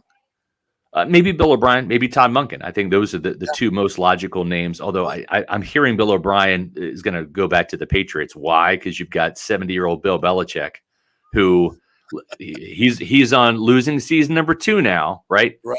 If there's losing season number 3, Belichick's going to be gone because he's not going to want his legacy to be the downward spiral. And so I think if you're Bill O'Brien, you go back to what you know, which is that system, that team, that culture, that head coach, and then you're the heir apparent, right? Because Josh McDaniels is gone now, so you're the most logical guy, right? We know Matt Patricia did not have as good of a record as a head coach that O'Brien did. He's not a head coach either. No. Right. So I think given the two circumstances, Tampa Bay or New England, I think Bill O'Brien would go back to New England. All right, we'll see what happens next year. Now let's focus on this game. And, I don't think if you're the Bucs as a 8-9 football team, you could ask for anything better. Have a Cowboys team come limping in here. Yep. Micah Parsons is, we heard from some Dallas beat writers yesterday that he's just haven't been the same guy. His legs are tired. He's beat up. Their defense is not as good as it was, and their offense is sputtering a little bit with turnovers, but they can still put up points. Yeah. I think it's a great opportunity for the Bucs to win this game. I don't think there's any question about it. I agree. Dak Prescott in 12 games has thrown 15 interceptions, and he has thrown at least 1 interception in the last 7 games. And he's in 4 of those games, he's thrown a pair. Yeah. And in the last game, he threw a pick 6. So right now, this is the Bucs' best case scenario, right? Facing a team where you've got one guy you really have to account for on defense that's a game wrecker, and that's Micah Parsons. And like you said, he has been having to play essentially defensive end, and he's taken a lot of beating. He doesn't have the body for it to go wire to wire. He is really a linebacker. I think Dallas would get more mileage out of him if he was a blitzing linebacker rather than an edge rusher on pass rushing downs, just because of all of the hits you're going to take in the trenches, getting chipped from backs and tight ends, etc. So there's that to contend with. On the offensive side, it's contain Tony Pollard and CeeDee Lamb. If it was the Eagles, well, you'd have 4 double-digit sackers that you'd have to be concerned about. Hassan Reddick, Josh Sweat, Brandon Graham, and Javon Hargrave. And then you've got Fletcher Cox, who I think also has 7. Yeah. Then you've got the two-headed monster, A.J. Brown and Devontae Smith, both over 1,000 yards. You have a 1,200-yard back in Miles Sanders, plus Jalen Hurts, who's multidimensional. So that's a headache for another week. If you beat Dallas, then you get that headache. But it's nice to have a team that you've had some recent success with, too, that is not playing really good football right now. You look at the last 5 games, and they had to have a furious fourth quarter comeback to beat a very bad Houston Texans team. Yep. They drubbed a really, really bad Indianapolis Colts team. They lost to a Jacksonville Jaguars team that barely won the division. Put up 500 yards offense. Right. Yeah. In overtime. Their signature win was beating Philadelphia, but that was with Gardner Minshew, not Jalen Hurts, and they barely beat them. Right. And then they beat a spiraling Tennessee Titans team, and then they lost to a bad Washington Commodes team. Yeah. So to me, I don't, out of those 5 games, nothing special. And you look at the play of the quarterback, because it's when you're in the playoffs, it's usually quarterback versus quarterback, and the best one wins. And I'm looking at Dak Prescott, and I'm saying you're not anywhere close to Tom Brady this year. Well, what I'm worried about is the Bucs defense, and they have not played well against the better offenses. Let's just be honest about that. The Bucs have not played well against the better teams. They have 2 wins over winning teams. Right. But their defense has been good at times, right? But the key to this whole game is catch the damn ball for the Bucs defense. Catch it. Yeah. Dak's going to throw you. They're going to throw it to you. Yeah. Dak's going to throw you 1 or 2, but if you drop it, there is incompletions. You got to turn them into turnovers, and you got to turn them into points. To me, that is going to be the biggest thing, because this defense needs to get turnovers to win this game, because I still think the Cowboys are going to score at least 24 points in this game. Yeah. And the Bucs don't score 24 points. They don't. Not on the usual. No, they don't. So you've got to get turnovers to keep that 24, maybe to 21, and the Bucs have got to score. Right. Their offense has got to. They've got to. Brady's got to trust the protection, which he's been doing more lately, and let it rip. You're playing with house money. You're right. Here's the crazy thing, and you might have to send Nick to come over here and punch me in the mouth for saying this, and I'd welcome that because when I'm about to say, I might punch myself in the mouth. But the best cornerback on this team right now is Sean Murphy-Bunting. Believe it or not, it really is. Just in terms of how he's playing, he's healthy and he's confident. Two things that have rarely happened for him in the same game, where he's either healthy or he's not confident, or he's confident, but he's got a bum wheel or a bad elbow or whatever, right? So he's playing really good football right now. The problem is Carlton Davis is coming back from a shoulder injury, and I love Carlton when he's healthy and really feeling it, because we saw what he can do when that happens, when he was following Jamar Chase all over the field. 4 pass breakups, an interception. Like, that's the Carlton that needs to show up against CeeDee Lamb for sure. Absolutely. Now, having said that, Jamel Dean, right? He's been the best graded cornerback all season long. He's got a bum toe. If you were in that locker room at the end of the last home game, man, he was limping out of the locker room. So Sean Murphy-Bunting is going to the bench. I think they're going to rotate him in a little bit, but honestly, he's the best cornerback right now because he's healthy and he's confident. And I'm just curious as to if we see CeeDee Lamb streak by a bad toe Jamel Dean, would we have wanted a healthy Sean Murphy-Bunting in on that rep, right? Yeah. We'll see. But that's just the interesting thing that's going to happen. Dean and Davis will likely start. You're going to have Antoine Winfield, of course, in the slot where he's played really well, with the exception of that Panthers game, because he's got a bit of a bum wheel with his ankle.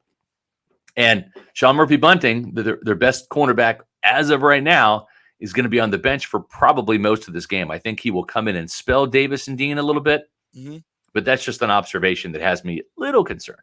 Yeah. What do you think is going to happen at center? Any idea what's happening with Hainsey? I think he's going to be back. I got a really good feeling early Monday morning that once he felt, and as I was told, it was a tweak rather than a pull, they got him out after 13 snaps. So they didn't take any chances. It was a smart play. Got John Molchin some work at guard. It got Leverett some work at center. So, that kind of goes into our play the backups mindset against the Falcons. Well, that kind of happened by default, but it's going to pay a little bit of dividends here because Leverett can play center, and he got pretty much a whole game's worth of work at the center position in a real football game. And if that hamstring flares up again, then you'll see Leverett, slide in there again. But the expectation is with an extra day or two, because they're not playing on Saturday or Sunday, they're playing Monday night. That's just even more time for not just Hainsey, but for Vita Vea, Carlton Davis, Donovan Smith, Tristan Wirfs, all these guys that are dealing with some late season injuries to heal up a little bit more. Do you think there's going to be a role for Devin Tompkins in this game? Because I hope so. I hope so. He's exciting. Yeah, isn't it just eye-opening when he starts running the football, how much faster he is than everybody else in a Buccaneers uniform? And again, you just ask your question. We saw this in training camp, man. I know. Sorry. This guy should have been the primary returner from day one. Correct. He should have been worked into the offense since day one. Talent evaluation on this team and playing the wrong guys has really been an Achilles heel of this coaching staff. It has. You're exactly right, and most of those gaffes, right, have come on the offensive side, and with Luke Gedeke hanging in there way too long at left guard, we see the difference between Nick Leverett and Luke Gedeke, and this is really where Todd Bowles probably gives a little bit too much leeway to the offensive staff when it comes to personnel and usage and things like that. And I understand it because he's not a Mike Tomlin or a Bruce Arians. He's calling the defense. He's got to worry about this. It almost reminds me of the exact opposite of John Gruden and Monty Kiffin, where John Gruden said, Monty, you got the defense. I'm worried about the offense. It's almost like two head coaches, and you're autonomous, and whatever you say goes. I don't even care, Monty. You put your 11 out there, whatever. I trust you. I got to worry about the offense because I'm calling the plays. And really, that's kind of what Todd Bowles has been forced into as the defensive play caller on Sundays. He's got to be dialed into the defense. So he can't spend a lot of time really worrying about the offense and all that. And at the same time, he's the head coach, so he owns all of this. Right. But as I told you a long time ago, he made a calculated effort. He had an opportunity to fire Byron Leftwich. He made a calculated decision. I'm going to trust my defense and Tom Brady, and it will be enough to get me through this year. It should be enough to get the Buccaneers in a down year and the NFC South, the division title, the automatic playoff berth. He played that game, rolled the dice. It barely worked, but it did. And then the real test for Todd Bowles will be what's next? Who's the play caller?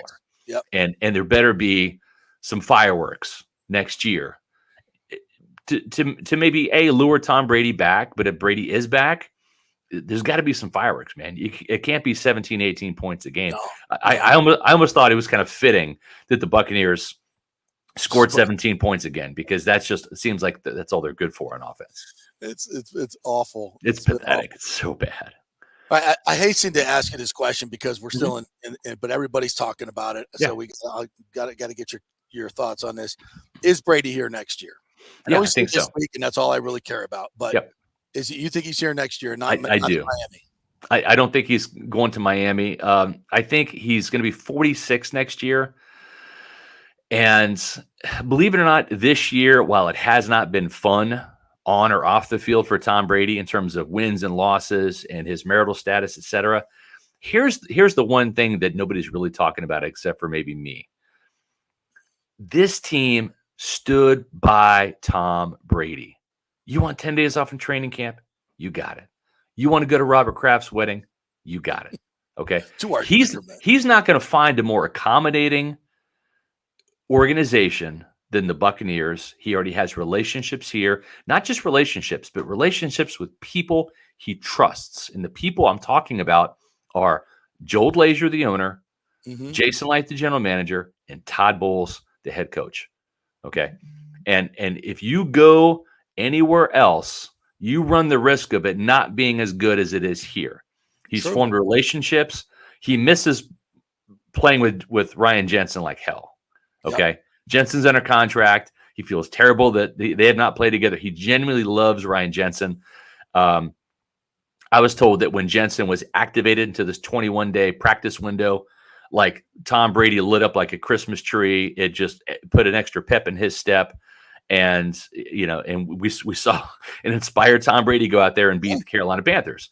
So I think he comes back. He also looks at the landscape, right? Do you want to go play for the Miami Dolphins, where you're looking at, still the Patriots can cause problems, probably a more improved Jets team, a Jets team that's on the rise, the buzzsaw that is the Buffalo Bills. Do you want to go there, or do you want to have the easier route to the playoffs each year? You tell me. It's a good point. Can Atlanta, New Orleans, or Carolina rise up next year and win this division? I don't know. Yeah, but I know Buffalo's a hell of a lot better than any other team. All right, I think those are all good points. I think Miami has its pluses too, but I think your point to have to restart everything is, he's got to learn a new offense too. He's going to have to learn new offense here, but he's doing it with people he already has a rapport with, right? He's thrown to Mike. He already knows. That's correct. If it's Bill O'Brien, it's something he already knows. And I'm not concerned about Tom Brady knowing another offense. Now, I will say this is if Mike McDaniels is the offensive coordinator in Miami still, in other words, if he's the head coach and they lure Brady there, I don't know that Brady's a great fit for that, because there's so many waggles, so many bootlegs in that type of offense that is not a good fit for Brady. Not saying he couldn't make it work. And if you're Mike McDaniels, if you have Tom Brady, you're going to adjust what you're doing to fit him. But it's not like it's a perfect scheme fit where, you say, how about Russell Wilson in this offense? Yeah, Russell Wilson's actually better in that type of offense than he would have been in Nathaniel Hackett's offense, So there's that. But I think he's coming back for one more year. There's no more Giselle that he has to ask permission to. And I just say this. I asked him this question, and I got enough of an answer. You know how Tom, he can get really vanilla and generic with the answers, right? Yeah, that's right. And it starts off like right on point to your question, and then just kind of just drifts into like vanilla land, right? Right. But I asked him, he is a celebrity, not just a celebrity, he is an icon, which means you can't go out in public. Right. He can't go to Outback Steakhouse and have dinner. He's going to get mobbed. He's got to go to Eddie V's and get the back room where nobody knows he's there. Otherwise, it's going to be a madhouse, right? So when you're that level of icon and celebrity, and you and I, we've talked enough to Tom in these press conferences, honestly, he's an everyday guy. He's a dude. Right? That's just who he is. And when he's in the locker room, he doesn't feel like an icon. He doesn't feel like a celebrity. He feels like one of the guys. And honestly, it's literally the only place on earth outside of his close friends and family where he can have that type of experience. And I don't think he wants to let that go, because once that's gone, I think he's going to be incredibly lonely, because, and we've seen this with celebrities and all this, you know, where they have their memoirs and say, gosh, and I wish I wouldn't have been as famous or popular or whatever. Because he's not an ego-driven guy. He's got enough ego and swagger to play football and be really good at it. Right. But but he's not about the fame and the fortune. I think he's about accomplishment. And I think everything that he's doing with his brand and Brady brand and his popularity and celebrity, it's not for fame, it's for accomplishment. And there's two different things. No, I agree. And I think that inside the locker room with the players, he's one of the guys, and he cherishes that. And I think he wants to continue that as much as he does want to continue the competition on the football field. Yeah, and he won't find that with his group of folks in the broadcast booth. It's not that. No, it's not you're exactly right. You're exactly right. It's a team, right. but it's a whole different type of thing. Yeah. All right, my friend. Great stuff as always. Tom, tell us what's going on at Pewter Report this week.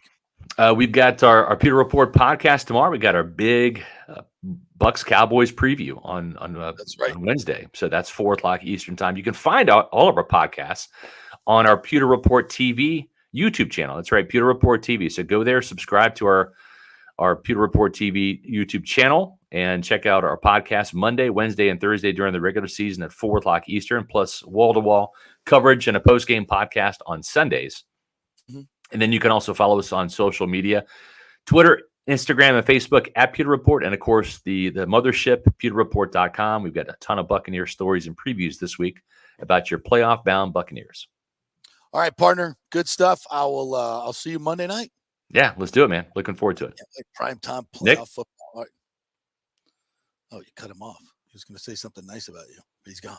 Just like that. All right, quick break. When we come back, TJ Reeves, Bucs sideline guy, will join us for our TJ Tuesdays. We'll have lots of positivity today because we're all about the playoffs. The regular season is the losing record of the regular season is over. It's all 0-0 now. So quick break. Back at 3.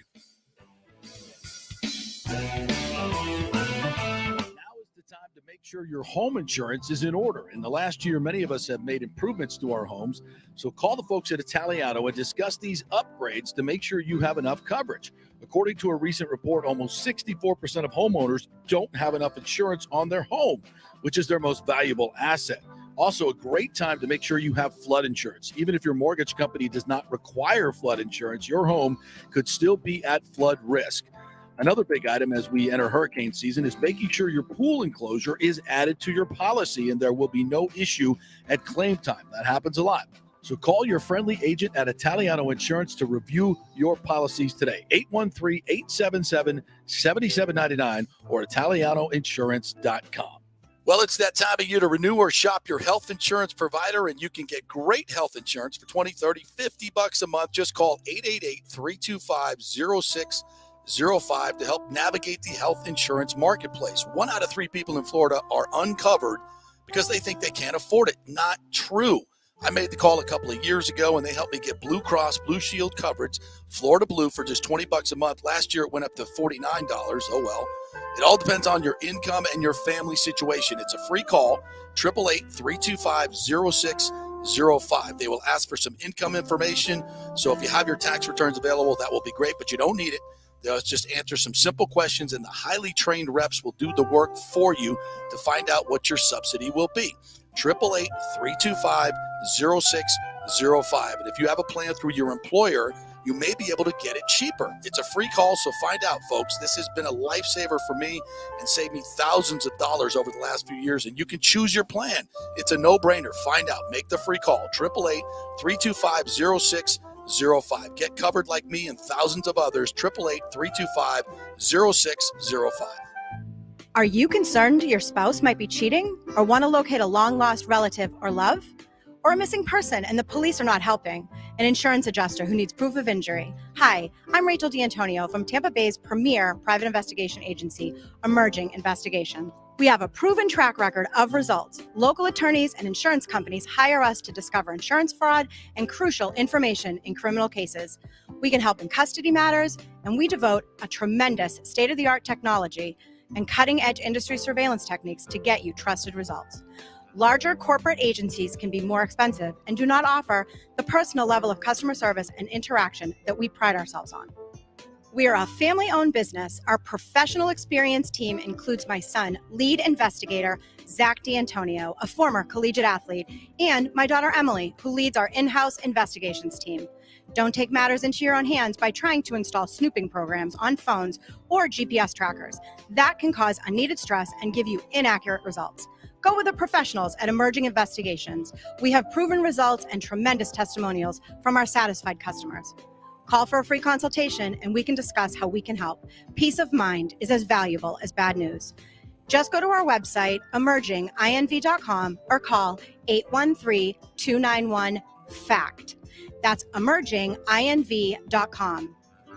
We're Emerging Investigations. We get results in life's biggest matters. Attention, if you are home shopping or looking for a refinance, and even if you already have the approval letter, you must call my man Scott Fitzgerald at American Mortgage Services. Scott has a brand new program available in the greater Tampa Bay area called the Community Advantage Loan Program. Get this, no money down, no mortgage insurance, no points, no origination fee, purchase or refinance, and loan amounts up to $147,000. Now, there are some application requirements. It must be a single-family home, one unit, primary residence, and have a minimum 640 credit score. The program only applies to certain neighborhoods, so you have to call to find out if you qualify. So call Scott Fitzgerald at 813-294-7595 or email him at scott@amstampa.com. Now, even if you don't qualify for that program, Scott will shop your loan around, get you the best rates, and won't charge you the huge upfront fees.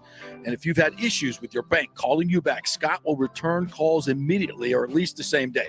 813-294-7595 or email him, scott@amstampa.com. Scott Fitzgerald, MLS 386722, American Mortgage Services, 1000 North Ashley Drive, Suite 1020, Tampa, Florida.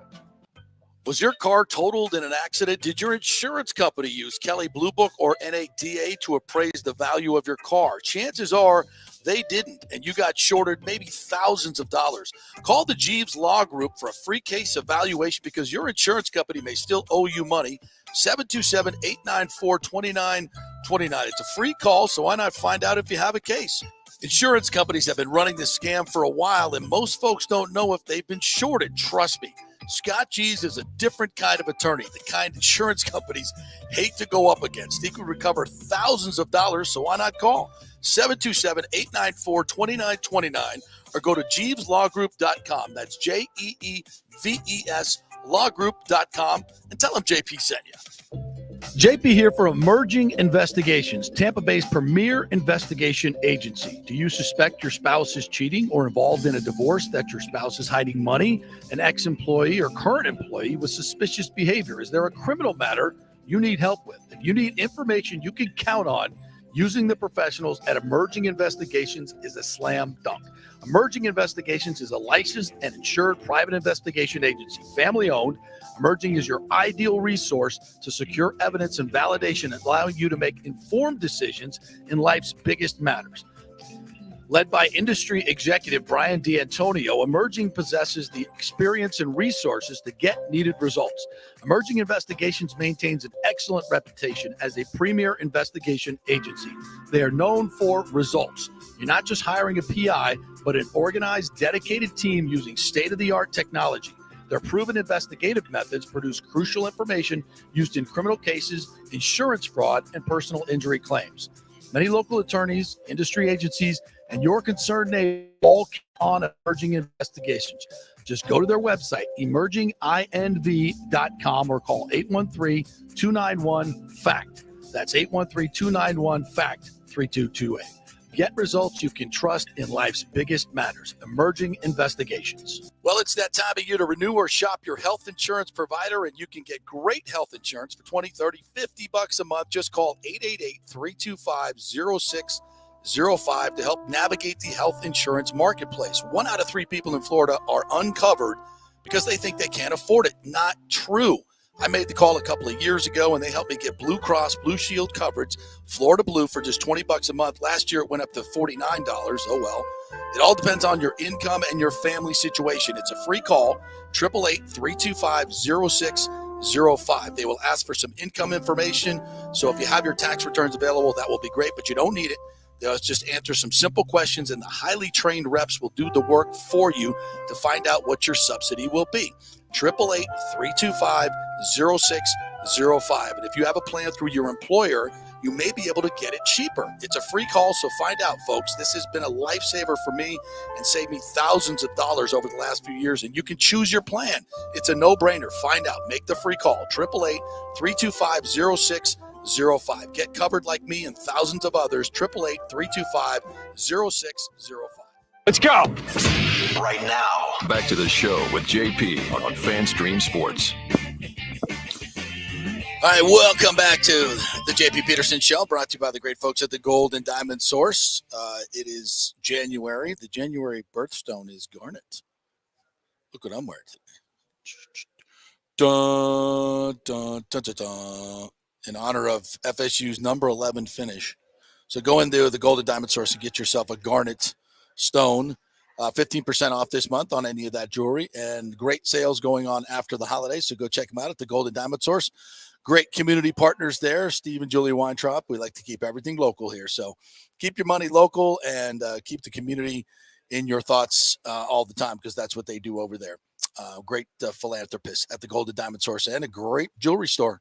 30 times the inventory of most other stores. So check it out. The Gold and Diamond Source, 3800 Ulmerton Road, always online, thegoldendiamondsource.com. While we are awaiting the dulcet tones of one TJ Reeves, our comment section, unless there's something you'd like to add today, my friend, because I know you've been a little busy today and you wanted to chime in here about any of the topics of the day, feel free. Yeah, we can go to the comment now. What section's good for now? All right. Another question is Todd Monken going to the NFL? Well, obviously he would have been a leading candidate for most every open job that was out there. But since the college football schedule is all effed up big time in terms of portals and recruiting and early signing and all this BS, they've got to rework that. There's really no jobs left for him to take, right? Yeah. I could find one. You're talking about not a head coaching job in particular. Well, he's in line for a head coaching job, is he not? I don't know. I mean, I think he should be. He's ready. I think he should be, but Sure. I'm just trying to going off of, and we'll see now that he's done with the season. I'm sure he'll get interview requests, but it seems like the trend has lately been the young guys. Well, there are no open jobs in college football that I know of. Oh, I'm talking more NFL. NFL than college. Yeah, I don't think college a head coach, but I think I think he can work in the NFL as well. And I think that's why I now am on the train about him coming here to Tampa Bay. Should their OC kind of need to be filled? Yeah, I think that would work. I think we'd love. Yeah, and I think I thought you meant from like an NFL standpoint, because it's going so much younger. I don't think he'd be like the ideal head coaching candidate, I guess, necessarily in the NFL. I think he'll get some looks though. But at OC, I think he'd been fantastic. I think he'll get some looks for an NFL head coaching job. I don't think there's any question about that. He'll get some interviews, but do I think he could come to the NFL, and do I think he would be the OC year? I think the Bucs would love to have him here. have him back. I don't think there's any question about that. But I do think it's a little dicey to look at all the points that Georgia puts up and say, wow, this guy's a great, an unbelievable coordinator. It's all because of him, because it's not. It's, first and foremost, it's a tremendous talent advantage that you have each and every game. And your quarterback just is not under a whole lot of duress. And you've got weapons all over the field. And this is not to say that he's not a great coach. It's not what I'm saying at all. They put up a lot of points, and they've been extremely explosive. He makes the most of it. There's no question about it. But I would be a little bit hesitant to say, he's the reason that Georgia's so explosive offensively. Look at the dudes they got. And the quarterback, I don't think he was touched all night long. He literally wasn't touched on either one of those touchdown runs. So he counted for 6 touchdowns. All right, let's bring in our good friend TJ Reeves, Bucs sideline guy. What's up, partner? How are you? Hey, boys. Thank you for being patient with me. I got done with other duties with Bet US and the college hoop show that we were doing, and I was not going to miss out hanging out with you. And I am sporting Nick Geddes, the NFC South hat here for some good mojo as we get ready for this playoff game with the Cowboys. So I had to bring out a little swag. Let's cover something before we get into the football. Did we, Nick Geddes, did we or did we not discuss parenting, pets, and these kind of things? And I see on social media, and I hear you talking on the FanStream JP show, that you've gone ahead and done the doggy thing like right away and jumped into that next level relationship. Have I not been counseling you? Is my advice no longer worth anything to you, apparently, for you to turn right around and go canine right after I try to give it? TJ, you gave me the advice. You gave me the advice, 2 days before I was scheduled to pick up the puppy. The deposit's been down. You needed it earlier. I needed it in July before I gutted my savings for this dog. I needed it then. But all I'm saying to you is, do not come crying to JP, who's with you on a regular basis, or to me on a periodic basis, when you are saddled with the dog while the significant other is off frolicking, doing whatever else. Because, brother, we tried to warn you about this commitment thing. Here's the biggest problem now is school's back. She's a kindergarten teacher, my fiance. And so she took the first 2 days off to take care of the puppy.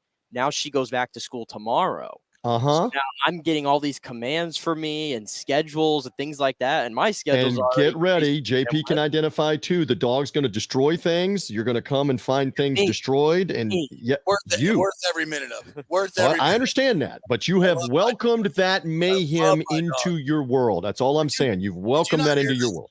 You didn't hear the opening of the show because this dude right here is already senior level avoidance. Just brilliant. That's true. Just brilliant. He ran the old I suck at letting the dog out. I'm not very good at it because I didn't bring my pants down with me, so I had to go get my pants, and then he ended up crapping on the floor before I could get so he did it all wrong the first couple of times, forcing the wife to go, "Oh, forget it. You can't do this. I'll take it." What a brilliant move. I mean, it really because a guy use this to your advantage. Use our ignorance and our stupidity to our advantage. They'll believe that we can't do it. So do it poorly a few times. They'll take it over. You never have to do it again. He pulled that off. I understand. Well done on at least that aspect. And JP, you've been around me for the better part of 25 years. You know I have basically lived and existed off of the aim low and overachieve type mentality. So this is one of those things. So I may have mastered it at this point. We're still percolating. All right. So I know these are not all the discussion topics and questions that you brought me on here for. Let's get into it and mix it up. By the way, you were saying something about Todd Monken right before we got on here with the Buccaneers. It did puzzle all of us as to why he didn't make the jump maybe to a college head coaching job that he clearly could have gotten had he wanted to. Here's one more thing to consider. He may be very content, and I have a great relationship with him. I have not talked to him recently, but he may be very content to make big-time coin and just be the play caller at Georgia at a big-time school where you're not the head coach, where you're not having to deal with all the donors and the sponsors and all the stuff. You're just coaching ball, and you're getting paid heftily, and maybe he's content with that right now. That could be a variable in this, too. Well, you obviously know him. Is that the type of personality he is? And there's nothing wrong with that, by the way. It's a very smart play. Yeah. Is that his Well, he was the personality? head coach. Okay, so he was the head coach at Southern Miss, and they turned things around in one season to a 10-win season and made the championship game of Conference USA. And that catapulted him forward to getting the Buccaneer offensive coordinator job under Dirk Cutter right after that. And he has previous coaching experience as briefly the offensive coordinator in Jacksonville, I believe. I know he was the receivers coach there. He was the offensive coordinator in Cleveland with Baker Mayfield. So you may be onto something that he may be waiting for an NFL opportunity as opposed to dealing with 18-year-olds and 17-year-olds and NIL and all of that. Maybe that's what he's up to. I'm just saying, if you're making $1.5 million or a couple of million, which is what these big-time coordinators in the SEC and the Big Ten now make, maybe you're happy to do that. I'm just putting that out there in the discussion for you as we move on. It's not a bad gig. Ain't no doubt about that. All right. So, we do the positive TJ Tuesdays here, and there's so we're not even going to talk about how they handled last week. I thought it was a disaster. We're done with it. I've bitched and moaned about it for 2 years. I've demarked today, especially your appearance, to stop talking about that and just move This is forward. where we move forward. We move forward when TJ comes on. Right, always, right. It's always great. And man, what an opportunity! What opportunity the Bucs have been gifted here or earned, because they don't put the record on that hat, do they? Just kidding. They do not. No. That was a low blow. It does not have the record confirmed for the video audience that's watching us. Most people will never remember. They'll remember. That is correct. I mean, to your point, if they beat the Dallas Cowboys Monday night, 5 years from now, 10 years from now, you say, tell me what the Bucs record was in 2022. Some people might remember it was a losing season, but most people won't remember that, to your point. No. So here you go with an opportunity to take a team you have beaten. You have beaten twice, by the way, in the last couple of years. You know them well. They got to come to your place. All the pressure in the world is on the Cowboys. They lay a big steaming one against the Commodes last week. They come in here with they were like Nick's dog not making it out the front door. Exactly. Right, Steven, right there in front in the commode. Right, they put it in the commode in Washington, and then so they come here with all the pressure on them. The Bucs are playing with house money. They're as Brady said yesterday on his podcast, they're the healthiest they've been all year. I mean, what's not to love about this opportunity? Fantastic. Well, and I will tell you, getting out of Mercedes-Benz Stadium and getting on the bus for a little while before we went to the airport, I'm watching the first part of that game, going back and forth because the Eagle game was also on CBS, so you could see both of them. And I equated it to like an episode of The Walking Dead. Were they auditioning? What was that? I mean, Dak Prescott in the first half of the game, there is still the possibility that if they win and the Giants start making noise against Philadelphia, that they can win the division and have the week off and have home field advantage through the playoffs. Huge. And he was awful for a lot of that first half. They did finally get a touchdown, but he threw back-to-back pick sixes. It looked like he threw the first one and the guy dropped it on kind of on the ground. He's going to get up off the ground and run it in.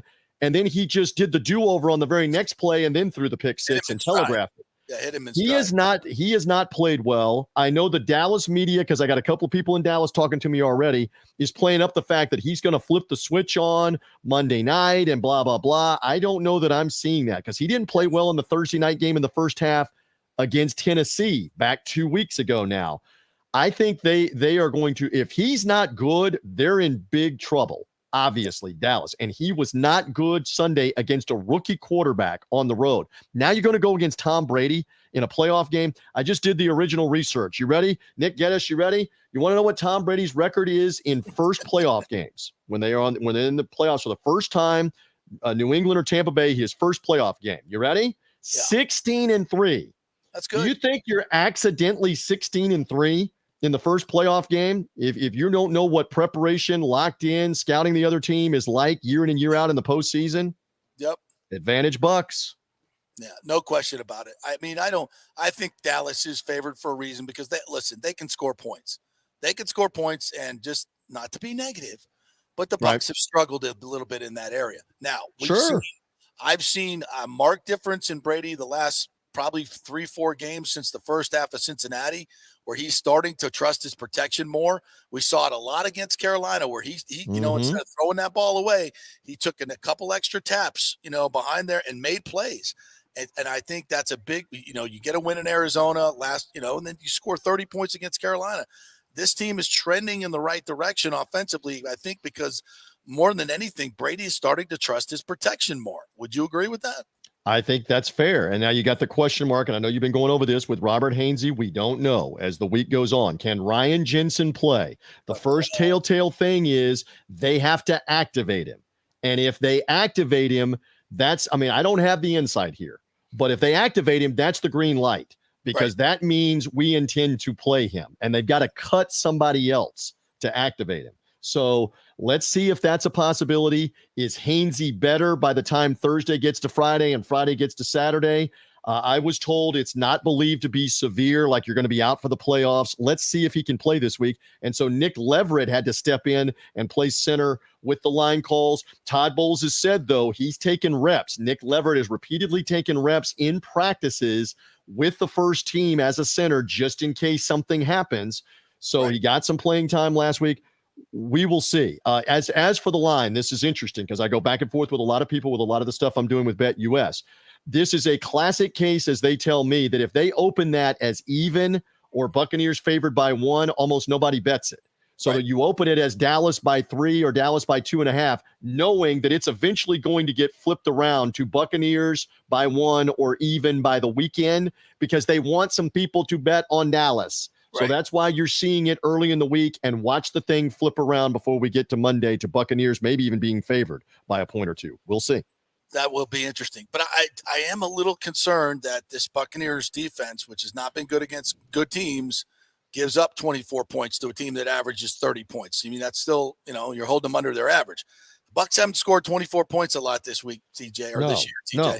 So they've got to be better offensively. And the defense has been okay, but not against good teams. So I don't think I think it's a great opportunity for the Bucs. They're not facing a team like the Eagles or San Francisco, who I think would boat race them.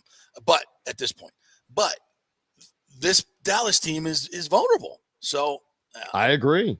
They cannot run the football. If Vita Vea is healthy with Akeem Hicks in there, they're not going to run the football against the Buccaneers, not on a consistent basis. So now it's up to Dak Prescott. And again, you get this at home with Tom Brady, ultra familiar in this situation. You got some guys rested last week to get healthy.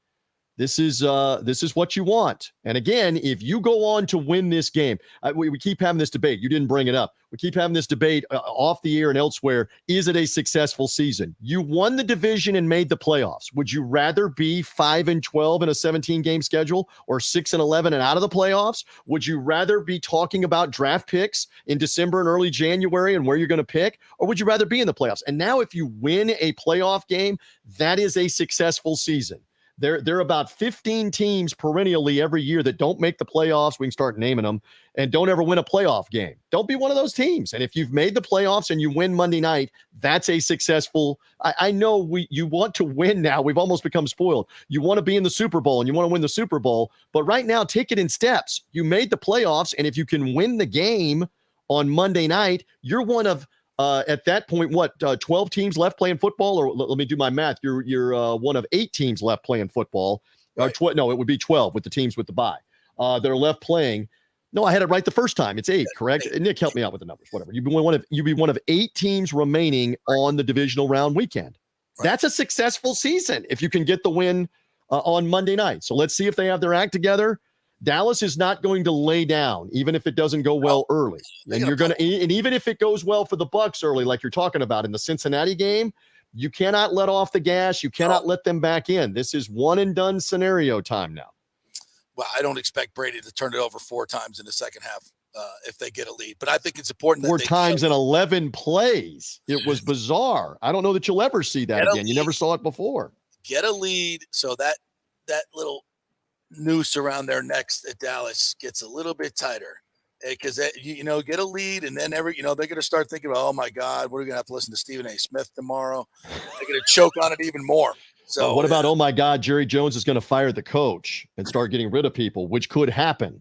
Like before they depart at Tampa International, that could happen with Mike McCarthy.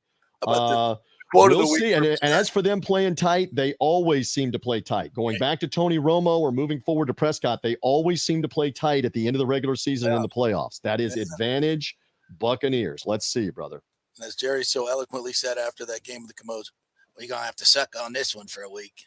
So keep sucking. Hey, he's used to trying to explain bad December and playoff losing football because they've been doing it for a long time. Nick Geddes, the Dallas Cowboys have one road playoff win in the last 33 seasons. It was in 1992. That's the last time the Cowboys won a road playoff game.